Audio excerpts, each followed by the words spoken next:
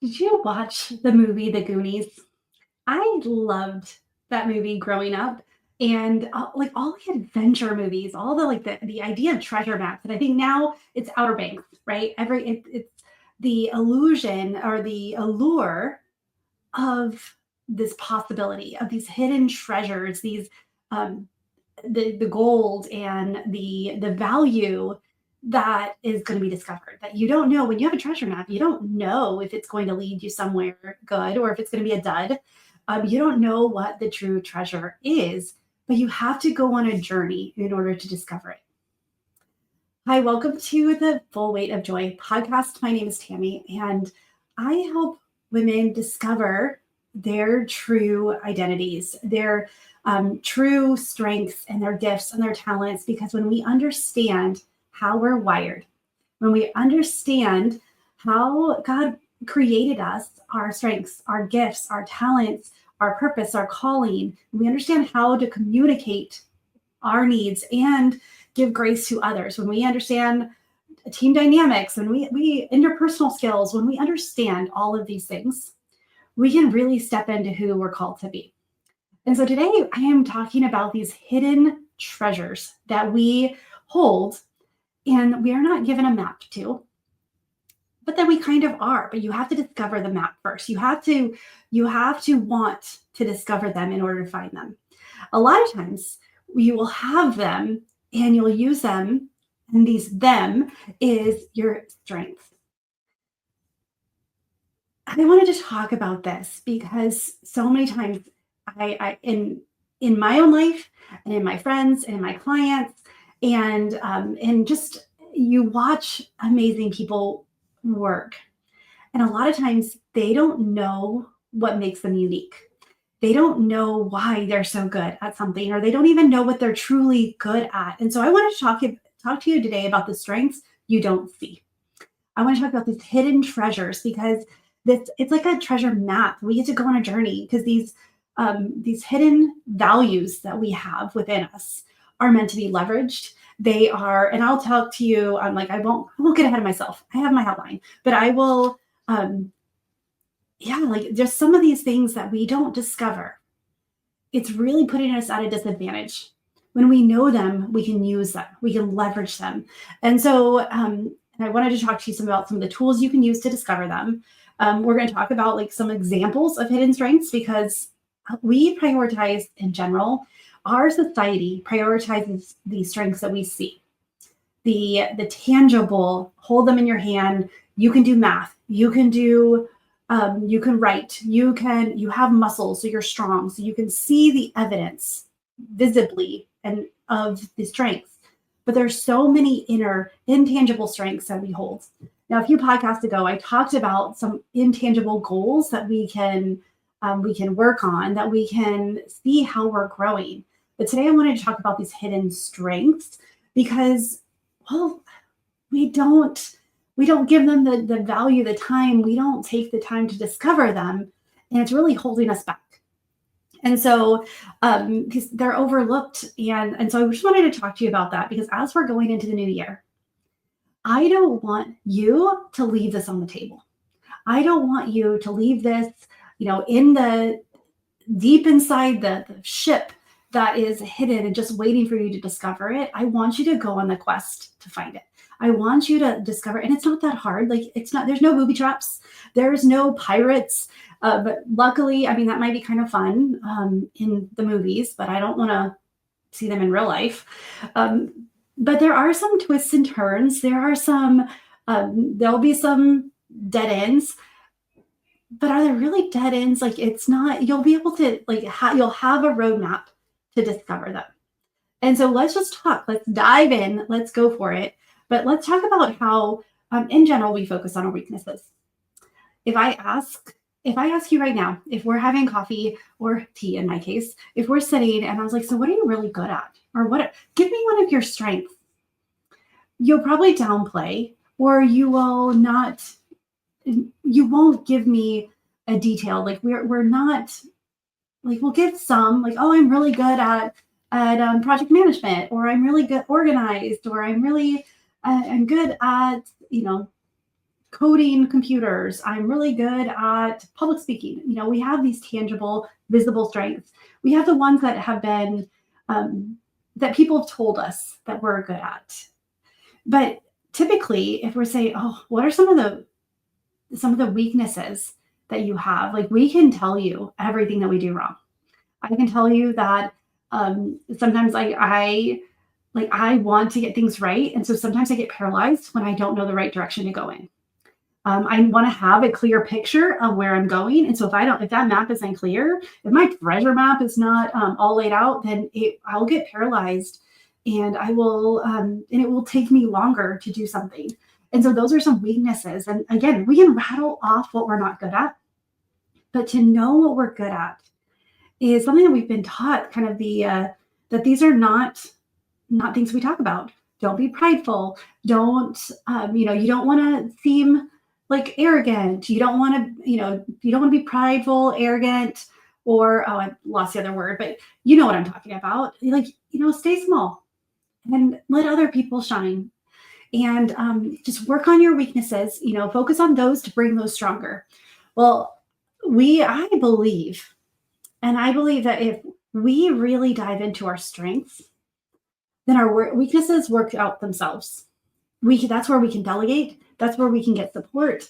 But if we know what we're really good at, a lot of times we can work things around what our strengths are.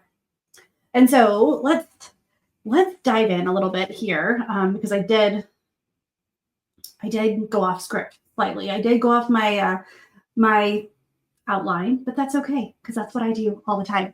And instead of restarting, we're just going to keep going with it, because I want you to see that there's beauty in the journey, this quest that we can go on to discover our strengths. Though it's not an easy, perfectly lined out yellow brick road, there's so much treasure in it. There's the obvious gems that, and you think back of the ship that's in Goonies. They had like the gold and the jewelry and everything. So that's what we're discovering. And well, let's talk about what some of the examples are. So some of the examples are empathy and active listening. There is something to be said about someone who's a really good listener, and not just listen to discover what to say next. You know what I'm talking about. Those people who really are just looking for a way to talk more. But an active listener of someone who listens to understand, listens to comfort, listens to just be a listening ear, not to add to the conversation. There's also the empathy. We often undervalue these crucial skills of empathy, because it's different than sympathy. Like, I don't want to feel sorry for you. I don't want people to feel sorry for me, but to empathize with someone is actually a strength, because it is not about feeling sorry for them. It's understanding where they're coming from. And so those two are hidden strengths that in the workplace, in the home, like for dealing with kids, spouses, friends, we need that empathy and that active listening, because even with dealing with a teenager, they don't want to know the answer because they have all the answers, but they want me to engage with them. So the active listening and being like, really, what else? And then what happened next? And what did you discover? Like, asking questions and letting them talk about it and figure out their response, what they want from it, is such a skill that a lot of people don't realize that it's not natural to everybody. So if that's something natural to you, like, own it. Adaptability and resiliency. So I do believe that these are muscles that we can flex, that we can build. But if you're naturally able to adapt to situations and to be more resilient, like, recognize the ability to thrive under pressure or through change is so important, and it's needed.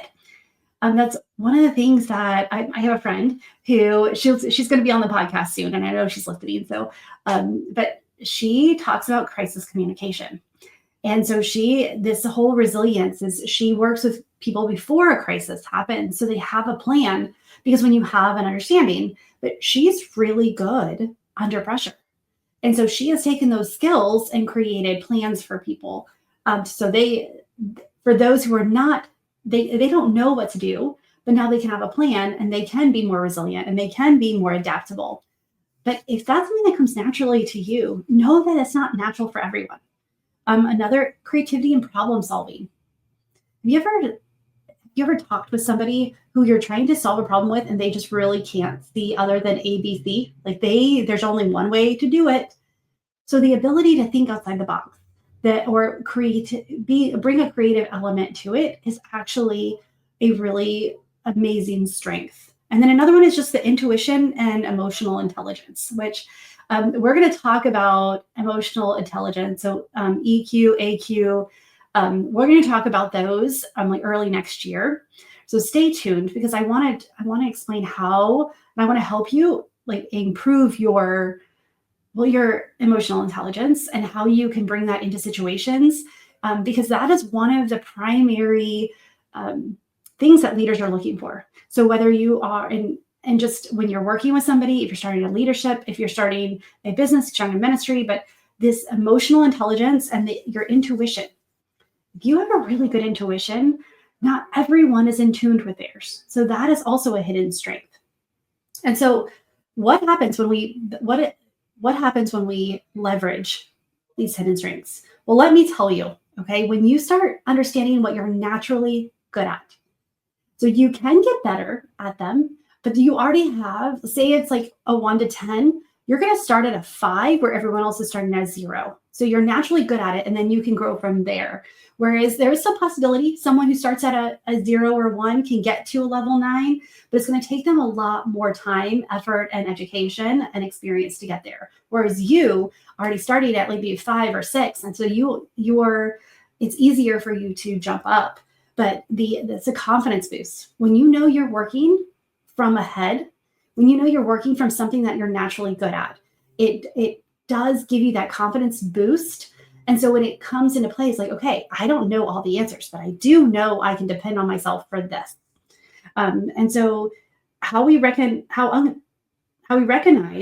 these unseen beliefs, when we start to recognize them. So when we start to recognize our unseen beliefs, it builds self-assurance, that need that we have something to lean on. So when we don't take time to follow the map to discover them, then we're not able to know for sure like what will see us through. And so there's some angst and anxiety and fear there that you don't need. Also, the alignment with purpose. When you tap into your hidden strength, you can align with what's important to you and more closely with your calling. How does your strength, because I guarantee what your strengths, your gifts, your talents, your motivations are going to give you insight to your purpose and your calling, or how to achieve it. Like it's closely aligned. And so you're going to discover your purpose a lot easier if you know your hidden strengths. And then expanding opportunities. What you focus on grows. So when you start realizing that, I'm really good at resiliency and adaptability, when you start to embrace that, more opportunities will present itself. It will naturally come because you're going to be looking for them now, and your brain will automatically start to see them. And so more opportunities will come for growth because you know what to look for. And then this is one of them that is one of my favorite ones for understanding your strengths is energy management. When you know what you're good at, that doing XYZ doesn't take a lot of your energy to do. Like if you're naturally creative, but when you have to pull in like the logic, that takes more energy, you can manage your time and your energy easier. And so I just love that we can actually manage our energy by just discovering our hidden strengths.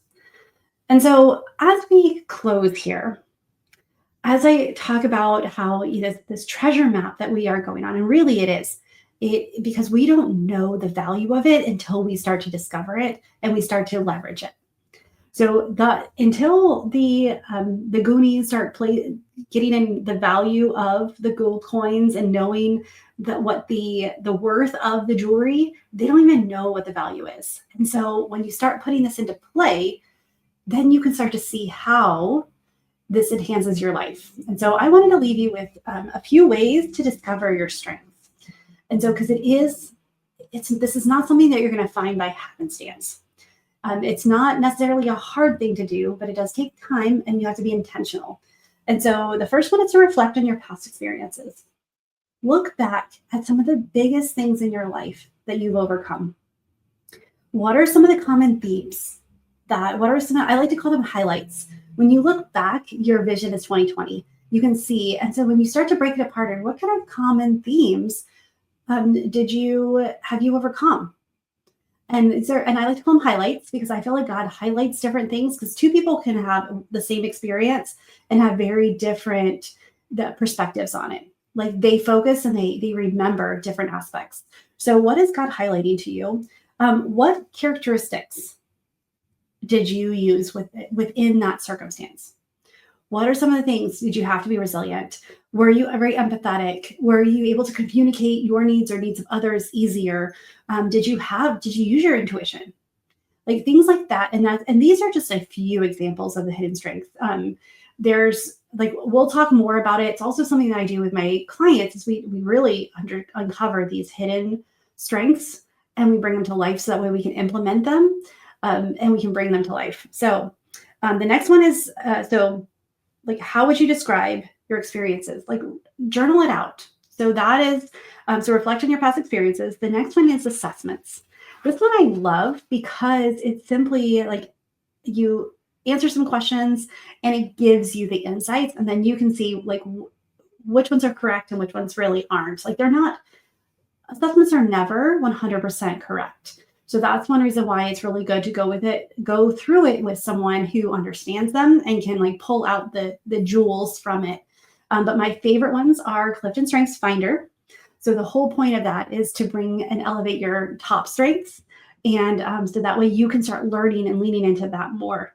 And then the Enneagram, of course. Those are the two that I use the most. But there's DISC, Myers-Briggs, you've got colors, there's a lot of them, but you want ones that focus on the strengths that you hold versus your personality style or type. And then also the spiritual gifts inventories. Those are, or strengths inventories, where it's a list and you like circle the ones that are, that you feel are important. And then overall, like you answer the questions and then overall you like count up the numbers and then see it's just like a self-assessment. But those are really good as well. And the more of those you can do and then see where they overlap. The next is reflect and review feedback. So a lot of times our friends, our relatives, our bosses see something in us that we don't see ourselves. We will downplay it because it's so natural, so easy for us. Whereas they're like, no, I come to you for problem solving or seeing from like different perspective because you do it so much easier than I get in, this is the way it needs to be. I can't see other ways to do it. So this is where you go to respected people. Just don't go to some, if they're not going to give you good feedback, if they don't come to you for advice or, shared advice, like if you don't have a relationship with them, that is a healthy relationship, don't ask them. Don't waste your time. But ask them like, what do you commonly get praised for? And why do they praise you for it? Like you can like look at feedback you received. Go ask your boss, like, what is one of the things that you know that I will deliver well? You ask your friends, what do you come to me for? What advice do you think? Immediately you're like, oh, I'll talk to Tami about that. And then what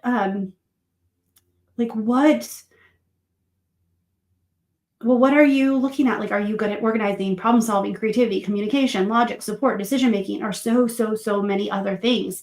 But listening to how other people describe it, you'll be able to make connections and then put it through your own lens to see what it looks like in you. And actually that was the third and the fourth one is the reflect and review feedback, and then ask your friends or family. Ask what they come to you for. What do they see as your strengths? And then ask friends. But when we start looking at the feedback we've gotten over the years and see where do we naturally shine, what comes easy for us, those things there's hidden value in that. And when we bring it to life, we make the invisible visible, we can actually pour gas onto it, and we can really highlight, or we can go for opportunities that allow that to shine. The same way is if we discover that we're not very good at things, um, like it's really challenging for me to do, like, I understand the tech aspect of creating like a website. I understand the tech part of it, but because it's so detailed of you have to do this, then you have to do this, then you need this information, that's not a strength of mine. So, like, I can tell you what I want it to do, but I need an expert to actually do it. And so that understanding that helps me know where to ask for support. So you kind of see how it really does help when you know, and then you can tell people like, these are my strengths. You can tell your friends, hey, um, meal planning is something I love to do. It is one of my strengths. Um, or I love to organize, which is why meal planning comes so easy. Yeah, if you have any questions, I am here to help. I know that you are really good at XYZ, so I'm going to come to you for that too. So it's a way to bring community and to serve, but in a way that is energy bringing and enhancing versus energy draining. It drains my soul, it drains my energy when I'm trying to figure out how to make all the tech, all the different programs work together. This is why I have all Apple products, because I can cut and paste from one device and cut and paste it to another, and it works. If I had an Android phone and an iPad, you couldn't do that together. And I didn't want to figure out how to make them work together. And so when you and that's like that's not a very great strength. Like that's not a but understanding it is helpful. I am really, I'm really good at communication. Like I can understand, I can see what other people's needs are during the communication. Like I can see what they're looking for. That's a strength that if I didn't realize that specifically was what I was good at, if I until I started doing the research, I started reflecting and journaling and looking back at my past experiences and realized like, no, I'm really good at figuring out what others need and helping them get it. That is a strength that I can lean into, and which is another reason why I became a therapist and then a coach. It's because I can leverage that in a way that's really helpful. So when you're looking, and I know we so many times we're asking, like, who are we? What is my calling? What am I put here for? What is my God purpose? Discovering your hidden strengths is one of the main ways that you can get some insight to what you're called to do. You can see how God wired you. You can see what comes naturally. You can see where you should, find opportunities to use more versus those things that you're not very good at, which are easier to spot because we are programmed to see what we're weak in and to try to avoid those or to compensate for those. But if we focus on what we're good at and we realize that it is not selfish, it's actually very selfless. When we know what we're good at and we can help others with it, like that is a gift. We are told, especially in American society, like we're taught to take pride in our work and the outcome and results. Well, what if the outcome and results are not your strength? What if it's the process to get there, or the encouragement of helping others achieve their goals, or get to the next level? What if our strengths are the work we're supposed to be doing? Like, how life-giving would it be if we got to focus on what we're good at and allow us to find support for what we're not? And so we've been told that don't get too loud, don't take pride in what comes easily to you. I am suggesting that we do the opposite. Is whatever we find that we're good at, we help everyone possible with that. Now, ask for their permission first. People don't like a know-it-all, right? As an Enneagram 1, I do have to watch because not everyone wants help improving. Um, but luckily, when clients come to me or when people talk to me about it, it's usually that's what they want. And so I'm like, oh, good, I get to use my strength. So no, I don't force feed. We don't tell them like this is our strength, move back. However, if you're organizing a class party and you know that creativity is not like creating the experience is not your strong point, it's not your strength, then someone else can take that and you're like, but I will make sure that the menu is set and everyone brings something that is and not the same thing. So you can see how your strength it's part of a collective. Like your strengths added with Susie's strengths, added with Jan's strengths, all build together. And you know what? Susie and Jan don't have the same strengths. And Susie's maybe Jan's weaknesses. And then all of a sudden, everyone is symbiotic and everyone elevates and everyone shines, and we get to do amazing work together. So I want to encourage you as we step into 2025, which holy cow, it's coming up fast. Make an effort, make a resolution, make a determination, make a declaration that you are going to not only discover your strengths in 2025, but you're going to do what it takes to live them out. You're going to start from looking for ways to incorporate them into your life and to own it and share it with others.